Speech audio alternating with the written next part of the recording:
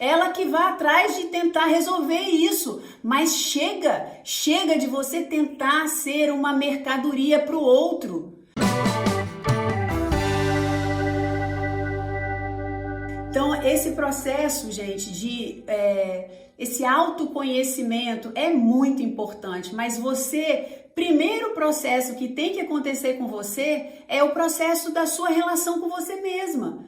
Então, assim, esse processo que a gente tem de estar com a nossa relação com a gente mesmo, eu gosto de falar assim, adoecida, não é? É uma relação entre você com você mesma que está adoecida. Por quê? Porque você nunca entrou em contato com a sua verdadeira essência. Sabrina, o que você está falando? Você está falando que eu não sei quem eu sou, que eu não me conheço. O que acontece? Quando a gente nasce, a gente cresce, eu vou repetir isso para vocês até isso se tornar um mantra na cabeça de vocês, porque a gente está mexendo aqui em crenças que são, na verdade, elas são a base de toda a sua crença. A gente está mexendo nas raízes.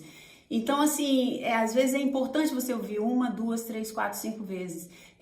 A sua identidade, você olhar para você, quando você se olha no espelho e olha para você e você fala assim, você né? Você é Sabrina, você gosta disso, você tem essas qualidades.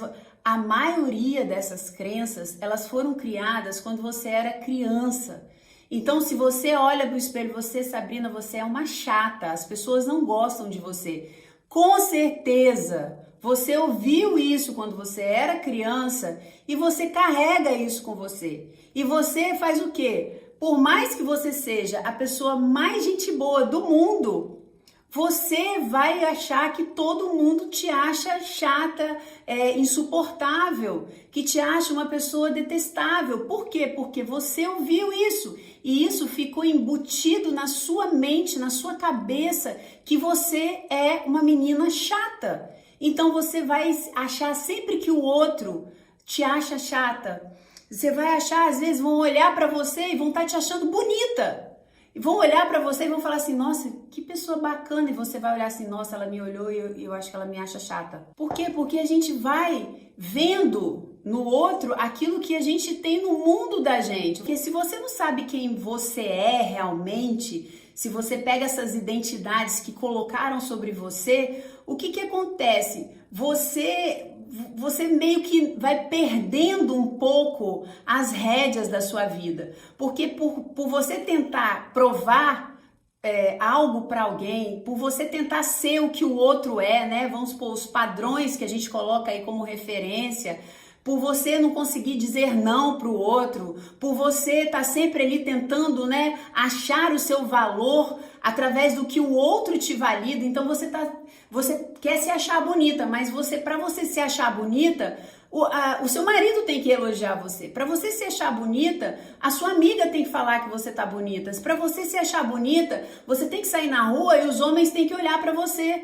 E aí, se não acontecer isso, você não se acha bonita. Por quê? Porque você não se acha bonita. Então, o desejo de se sentir bonita, com esse desejo, o que você faz? Você vai tentar sanar esse desejo a partir do olhar do outro, a partir da fala do outro.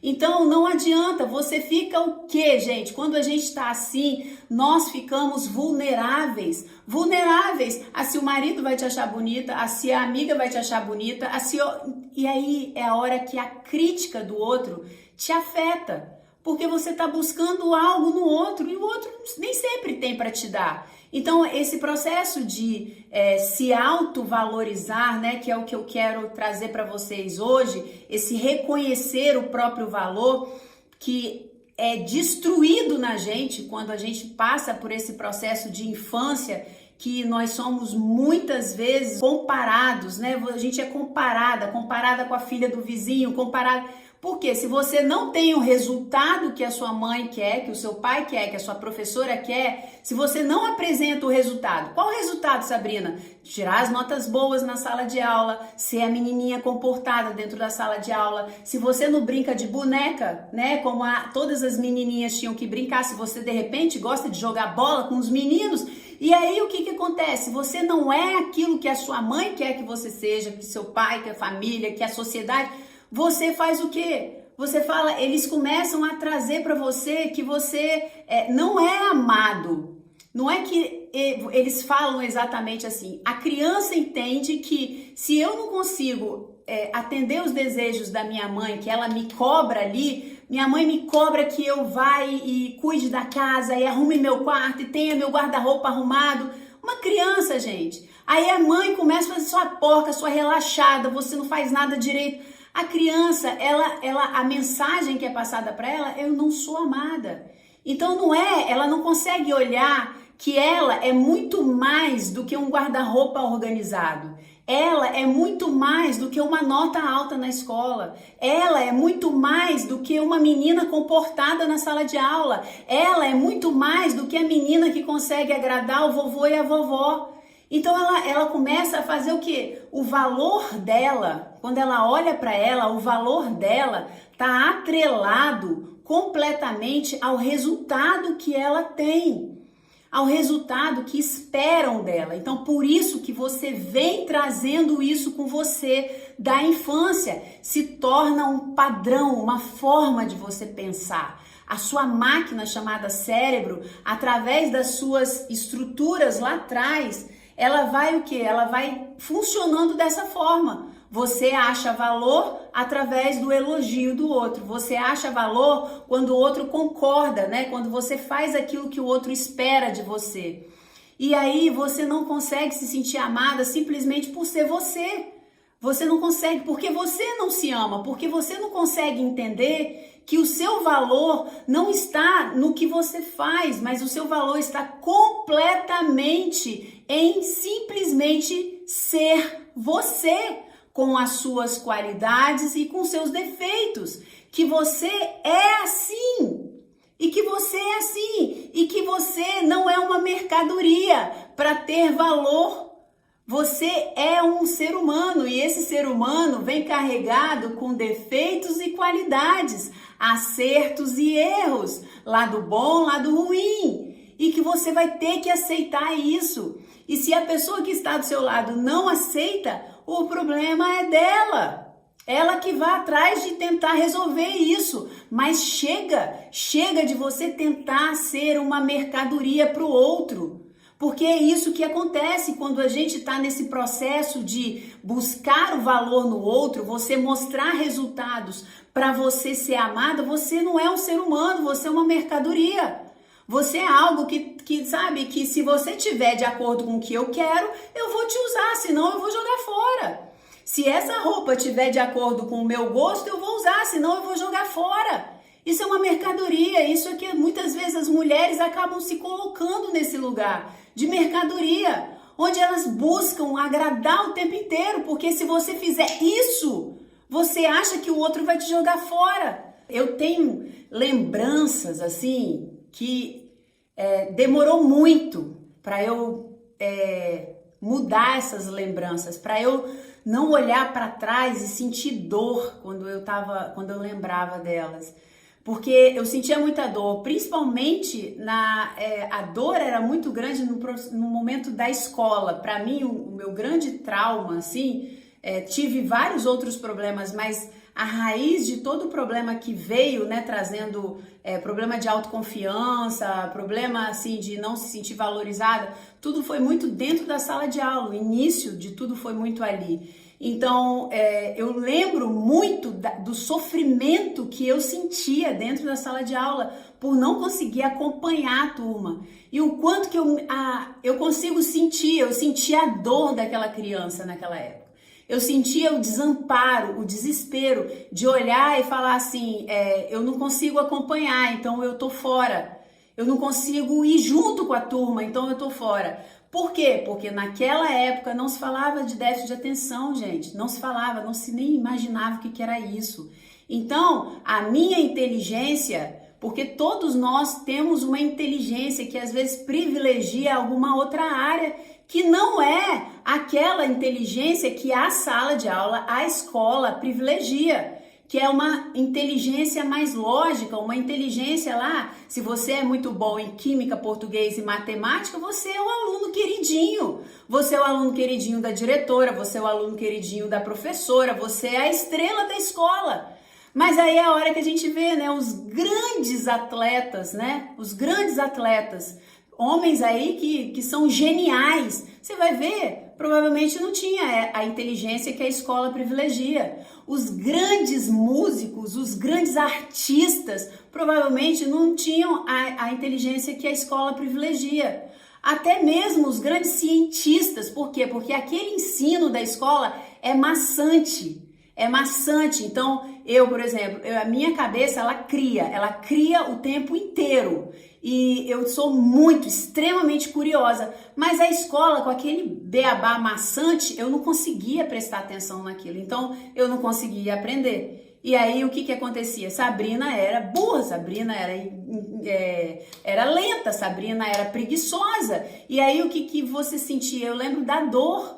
E esse passado, ele por muito tempo, ele ficou impregnado e eu olhava para trás, eu sentia muita dor mesmo, sabe?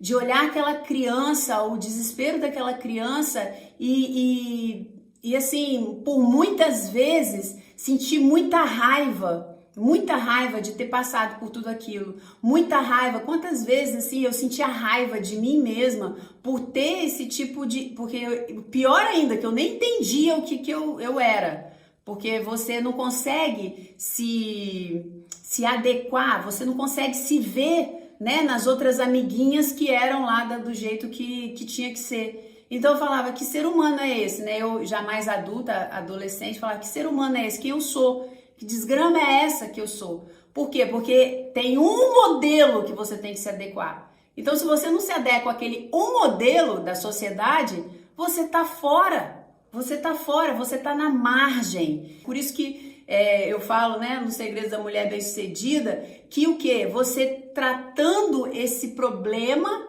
que é o quê? O problema do inconsciente, das suas memórias passadas. Por isso que eu falo, né, eu gosto de trabalhar com a psicologia de alto impacto, que é o que? Ela vai trabalhar não somente a parte consciente, mas o inconsciente. Por quê? Porque, e aí? E a bosta aí, que o negócio tá lá atrás? E aí muitas pessoas chegam e falam assim, Sabrina, eu queria perdoar, porque eu queria também.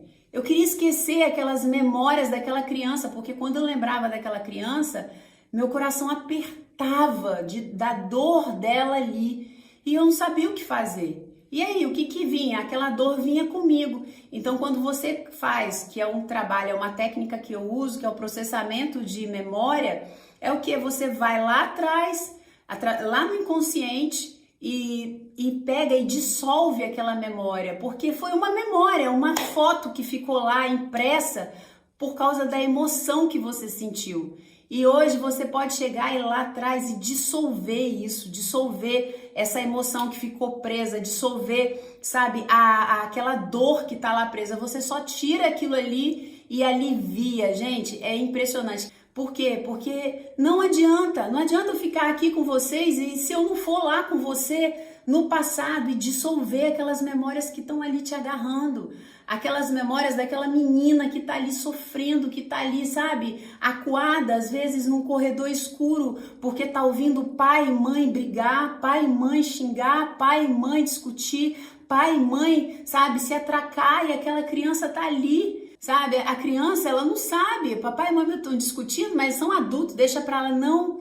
A criança fica lá acuada, com medo, com muito medo. A criança que, de repente, o pai e a mãe colocou a responsabilidade do irmão mais novo para cuidar. Outro dia eu me deparei com isso.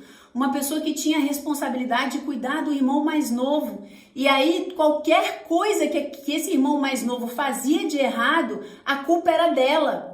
A culpa era dela, ela apanhava porque o irmão errava, porque o irmão tinha caído, porque o irmão estava chorando, porque o irmão... Então isso deu consequências sérias na vida dela, na vida dessa moça que é adulta.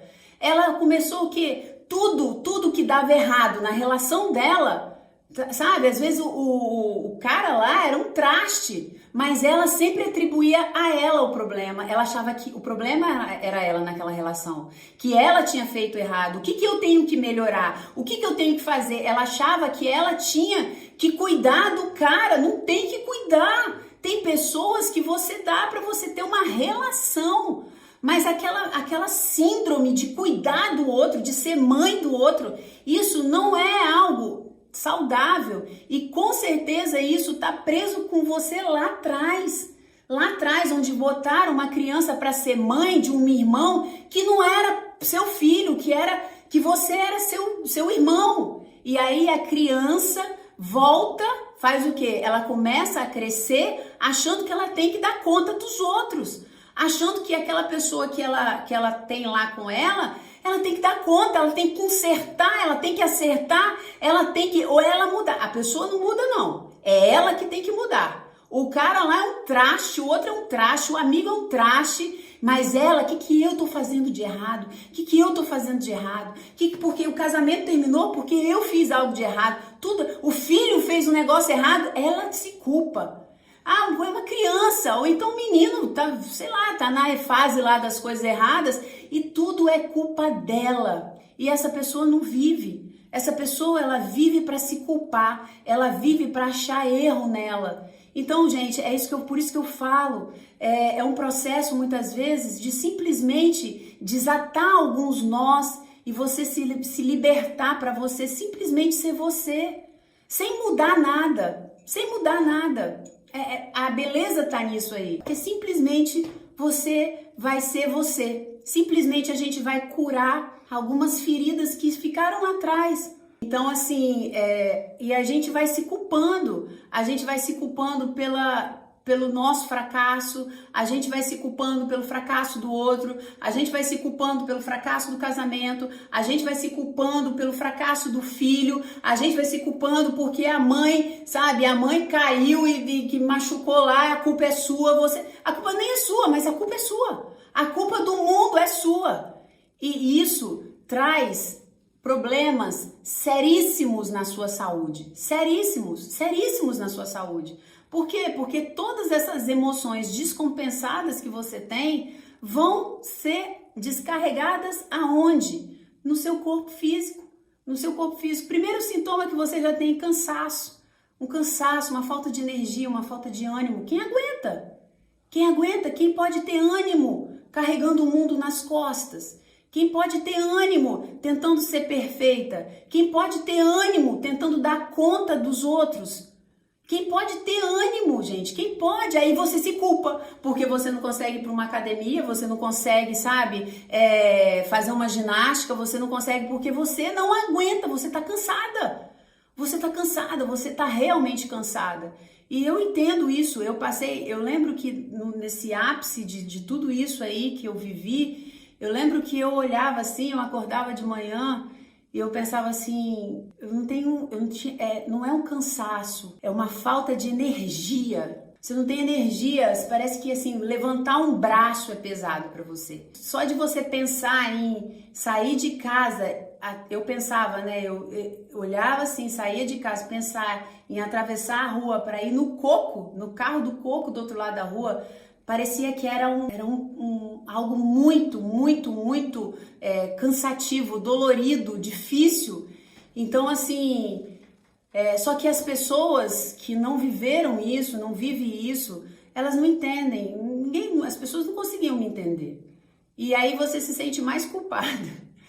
Você se sente mais culpada porque não tem ninguém para te entender, não tem ninguém para chegar para você e falar, eu entendo você. Eu sei que você está vivendo, é muito difícil, eu sei, é muito difícil, não é fácil. É só quem vive isso, assim, eu tenho certeza que vocês estão aqui, vocês estão entendendo o que eu estou falando com vocês. E assim, eu acho que por isso que eu fui com tanta sede, assim, no pote, assim, para eu poder me sobreviver, porque eu via que eu estava morrendo, eu não estava aguentando mais. Então, eu lutei muito para sobreviver. Sobreviver aqui, sobreviver a tudo isso que eu tô falando de você, essa dor emocional. Eu falei com vocês, né, que eu pintei um quadro, quando eu tenho tempo, né, eu me enveredo aí por esses caminhos da pintura, e aí eu pintei um quadro nesse processo, nesse período que eu tava assim muito mal. Eu pintei um quadro que era um navio muito grande, como se fosse aquelas caravelas gigantes de descobertas, sabe, antigas, e muito grande, muito forte, um barco muito enorme assim. E esse barco, ele estava afundando.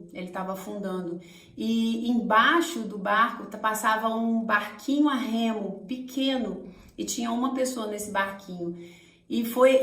Retratava muito a minha vida, eu sentia.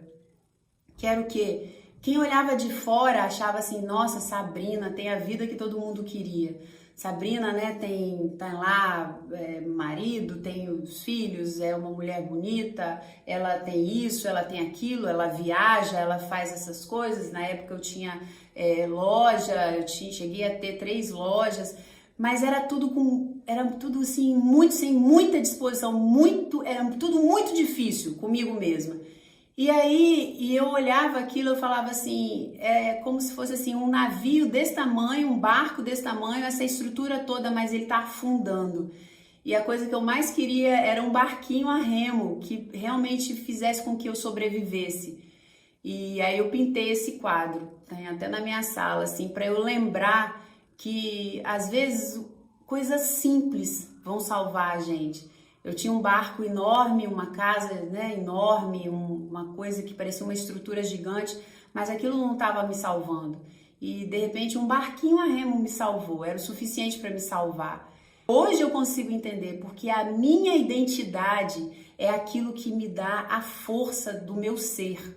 Saber quem eu sou, saber e aceitar quem eu sou, aceitar a Sabrina do jeito que ela é, sem tentar agradar ninguém, simplesmente, primeiramente, me amando, é a forma mais saudável de você viver a sua vida. Então, muitas vezes, nós somos assim. Para aceitarmos o amor do outro, primeiro a gente tem que aprender a se aceitar.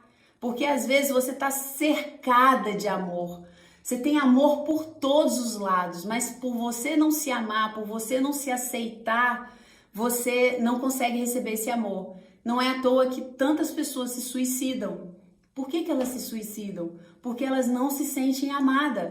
Porque elas acham que elas o quê? Não apresentam esse resultado, então ninguém vai me amar. Se eu não sou bonita do jeito que o mundo pede para eu ser, ninguém vai me amar. Se eu não tenho a condição financeira, o dinheiro que o mundo quer que eu tenha, ninguém vai me amar. Então eu prefiro morrer. Né? Se uma pessoa me larga, se o meu namorado me larga, eu prefiro morrer. Eu não quero, porque eu não vou ter ninguém para me amar, porque eu sou um lixo. Então é a visão dela, só que essas pessoas que estão aí se suicidando, se matando, elas são cercadas de amor, gente. Essas pessoas, se você for olhar, tem pai, tem mãe, tem filho, tem marido, tem esposa, tem tio, tem tia, tem amigos que amam e que são profundamente afetados com a morte, com o suicídio dessa pessoa. Simplesmente porque a relação dela com ela mesma estava doente, estava adoecida. Então quando você entra nesse processo de ir com a pessoa lá atrás, no passado dela, para que ajudá-la a dissolver, sabe? A dissolver, a palavra é essa. Não tem palavra melhor para falar para você o que é esse processo ali no treinamento, né? Que a gente vai nesse processo do inconsciente. Que aquelas memórias lá atrás, onde ficou lá impresso lá alguma coisa que não deixa você se aceitar hoje aqui, a gente vai lá atrás e dissolve isso. E tira aquela fotografia e cola outra fotografia por cima. Uma fotografia que hoje você dá para aquilo ali. É fantástico, é sobrenatural um negócio desse. E hoje eu consigo entender muito, porque a Bíblia, ela fala isso. Jesus fala o quê? Jesus fala assim, olha, seja feito conforme aquilo que você crê. Eu quero te abençoar, né? Quando ele curava, eu quero te abençoar, eu quero te curar, mas Jesus nunca fala, eu te curei. Jesus fala, A sua fé te curou, porque a sua abertura, né, para receber a bênção, porque a maioria dessas pessoas, elas não aceitam, elas têm um processo de que elas não merecem. Ela sente como se ela não fosse merecedora da felicidade, ela sente que ela não fosse merecedora de ter dinheiro, ela sente que ela não é merecedora, sabe, de estar bem, porque são geralmente pessoas assim que ficam assim, nossa, minha vida tá muito boa, tá tudo muito bom, eu tô com medo porque isso vai acabar. Eu tô com medo, então até quando a vida tá boa, quando tá tudo bem, quando ela tá lá nas águas mansas da vida, ela fala, não, eu não posso nem ficar muito feliz não, porque isso aqui vai acabar, né? Eu não posso ter nada bom, nem momentos bons. Então são pessoas que se acham não merecedoras das coisas boas, elas não conseguem saborear, elas não conseguem relaxar, e isso vai trazendo um cansaço muito grande para elas. Por quê? Porque elas o tempo inteiro estão num estado de alerta e isso tá lá atrás, gente, tá lá atrás. O que eu tô trazendo para vocês aqui é a nível consciente. A nível consciente, eu tenho certeza que muitas coisas você vai começar a ver, mas para ir mais fundo, aí é processamento mesmo de passado, mesmo, dissolver passado. Mas eu tenho certeza absoluta, sabe, que cada vez mais vocês vão estar prontos, vocês vão... cada vez mais vocês vão subir um degrau nesse processo de cura da relação com você mesma. Vocês vão começar a olhar no espelho e vai falar, eu posso gostar de mim. Porque o problema é que na nossa cultura cristã, infelizmente, foi passado pra gente o quê? Quem é você? Você não tem que se amar. Você tem que amar a Deus e ao outro, né? Você tem que amar a Deus e você tem que fazer pelo outro. Quem é você nessa relação? Quem é você nessa relação? Não sei. Esse era o problema. Eu achava que eu não podia nem me amar. Eu achava que era até pecado. Era até pecado eu, sabe, me importar comigo. Eu querer gostar de mim. Eu olhar pra mim. Eu olhar não, porque isso aí não é humildade. Que isso, gente? Humildade não é isso. Humildade não é você, sabe, não gostar de você. Humildade não tem nada a ver com isso. Então, você tá numa relação onde você não existe, onde foi falado para você o quê? Ame a Deus e ame ao seu próximo. Ame a Deus e ame ao seu próximo. Ame a Deus e ame ao seu próximo, mas você tá onde nisso? Ame a Deus e ame ao seu próximo como a ti mesma. Tem você nessa história. Tem você como referência de amor para a forma como você vai amar o seu próximo. Então eu falo, quando você não consegue olhar para você e se amar, olhar para você e aceitar você como você é, exatamente como você é, sem mudar nada, né? Sem mudar nada, você não consegue amar o seu próximo, porque a sua referência de amor está adulterada. A sua referência de amor é em cima dos seus resultados. Então, o que você vai fazer? Você vai olhar para o outro e você vai olhar para o outro e vai amar o outro a partir do momento que ele mudar. Se você muda, eu te amo. Quanto mais você tenta ali mudar a pessoa à força, mais ela não responde. E aí você chega e fala, poxa, ele não me ama porque não muda e você não se sente feliz porque ele não mudou. Então, você tem que, quando você começa nesse processo de se amar, olhar para você e falar, eu amo você, do jeitinho que você é, porque você veio ao mundo do jeito que você tinha que ser. Então, eu gosto de você.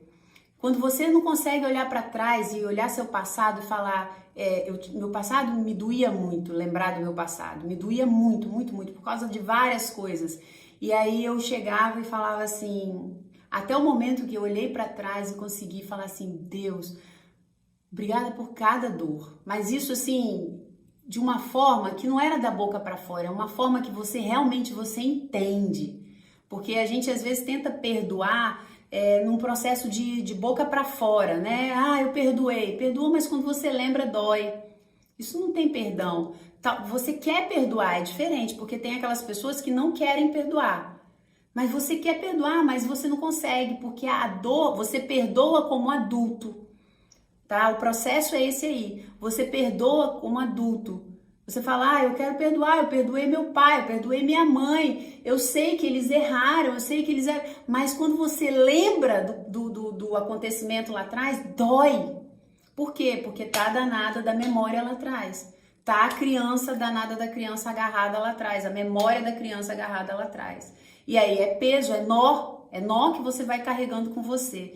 Então assim, gente, gente, é maravilhoso. Eu fico assim porque eu fico muito feliz, porque por muito tempo eu andei muito triste. Por quê? Porque eu falava assim, não é possível que uns vêm para ser feliz e outros não. Porque eu olhava assim e falava assim, por que essa pessoa que às vezes tinha até menos que eu, vamos botar financeiramente, e era tão feliz.